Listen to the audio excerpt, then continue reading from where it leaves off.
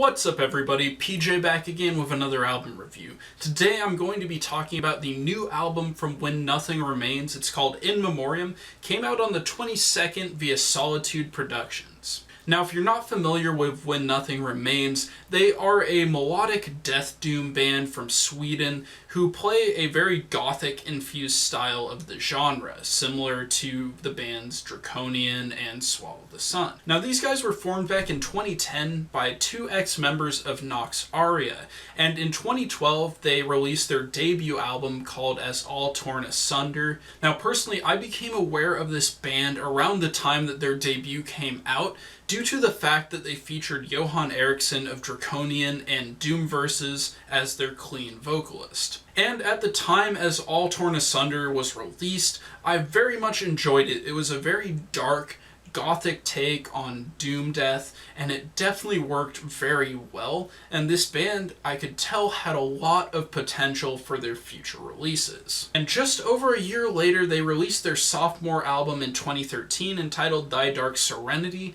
which continued in the same theme as All Torn Asunder did, and really served to further their sound and cement them as a great melodic death doom band. Now, as I mentioned, Johan Eriksson was involved in this project, and he was involved in both the first and second albums by this band, and I believe he also produced their second album, Thy Dark Serenity. Now, however, on In Memoriam, he is no longer involved in the band as far as I can tell, and pretty much everything is being done by actual members of this band, with the exception of the occasional female clean vocals which you will hear on this release. Now, when you listen to an album by When Nothing Remains, you will be overcome by this deep sense of sorrow and grief, and that carries very well through their music, and it hits you very deep and emotionally. Now when you listen to When Nothing Remains, it just feels like you're overcome with this deep sense of sorrow, grief, and loss, and it just brings you down emotionally, and it just makes for a really sad and enthralling experience that just gets to me on a very deep level, and just by the end of any of their albums, I always feel really sad, like I've personally lost someone in my life, and that is a great feeling that this band can evoke just through their music. And this serves as a testament to how great this band is at emotional manipulation through their great music that they produce. Now on this album you have many different vocal styles that come into play.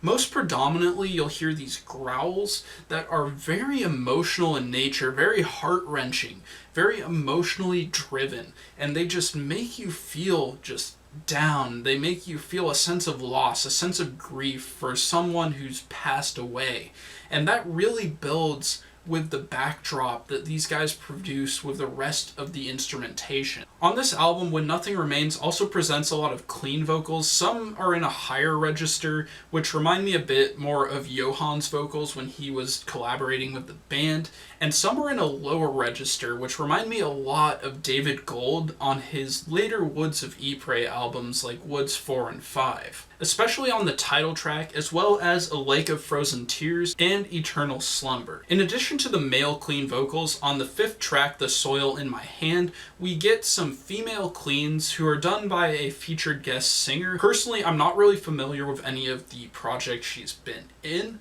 but here on this album, she delivers a very gothic tinged vocal performance that brings to mind a lot of Draconian albums, as well as some earlier Nightwish in their more ballad-esque moments. Now the guitar parts on this album are very slow in nature, but they're played with a lot of melody as well. And this serves to create a very doomy atmosphere that is very dismal, very bleak, very sorrowful, that just adds to the overall experience. And there are some absolutely haunting leads, especially in the beginning of track 2, Drowning in Sorrow, which just really get to you on almost an emotional level and just make you feel as if you were experiencing this loss with the characters mentioned in this album. As far as the bass goes, it really serves to make the overall sound as well as the riffs heavier and more impactful, to the listener, which really adds to the experience of this album. As far as the drums go,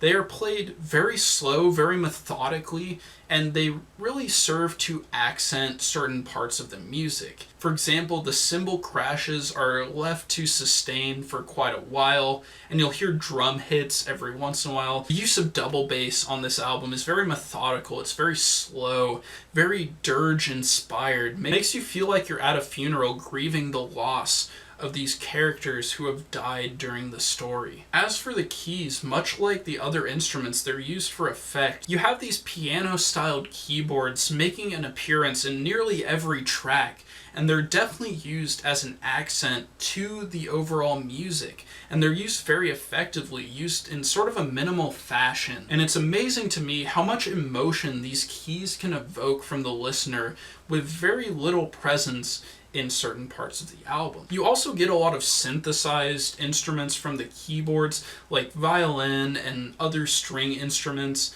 and it's pretty noticeable that they're not actually these string instruments playing, but I do feel like they were used well when they were, especially on the last track, The Spirits in the Woods, where you have an almost bagpipe-esque sound you're dealing with, and it feels just like a funeral dirge. Like, this last track especially gets to me on an emotional level, makes you feel like you're at a funeral just burying people. But this track does take an emotional 180 with about 1 minute left in the song, where it becomes very hopeful, very uplifting. You hear a lot of animal sounds, like woodland creatures, and it just ends this album on sort of a feeling of hope, which you are devoid of for most of the record. And that really got to me. Like, this album just brought me down so low, but at the end it just kind of raised my spirits. And that just serves as a testament to this band's ability to manipulate emotions very well through their music. Overall, this album is an emotional experience, and it kept me coming back time after time just to discover new subtleties, notice more details in the music, and just experience those feelings of sorrow once again, only to be uplifted by hope at the end of the album.